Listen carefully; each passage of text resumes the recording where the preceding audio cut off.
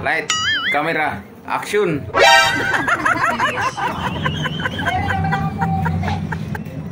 Dati nung ano, di ba nakakasunog? Dati, pag yan ang ginamit ko, maganda. Ngayon, wala na. Di ba nakakasunog yung ano, papaya? Nakakasunog kaya yan? Pero sabi niya, yung papaya daw, kinukudkod na niya, ay inusnos daw sa mukha niya. Dahon!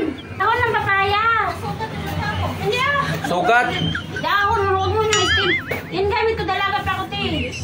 Dikdikin mo lang yan. Yan siya parang may katas siya. Saka may ano, ang pagtapos mong banlawan, ang ano. Ang ano? ang nakakot nga kami dati ng ano, malit ba ako? Grade 2. Nakakot kami papaya pag nadampi mo yung katas. Kasi hilaw. Sumusok-sok dito, masakit. Hilaw yun eh. Nakakasunog kaya yung dagtan yan. Hindi pa ako nakasunog.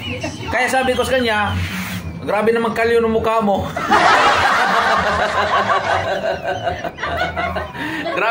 grabing kalyo ang mukha niya. Di, dikdikin mo kung ano mo yan, no? Yan yung ano talaga. Ano? Parang inilod mo lang ba? Tapos, ang dulas kaya. Kasi pag natatanggal yung kalyo niyan eh. Yung katas niyang papaya na yan. Natatanggal kaya yung ano, kalyo. Kaya ako magkalyo dito. Tapos sumusok-sok. Nakakasugat-sugat kaya. May tanim yung tatay ko dati. Maraming tanim. Subukan mo bukas. Kasi kami papaya, yung native nga lang, hindi yung... Ayun, native. Yung native. Huwag yung bunga, yung ano, dahon.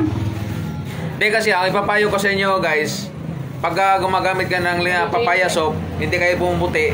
Subukan nyo, inundod yung mukha yung pikasin mo yan. Ito. Yung ganito. Yan.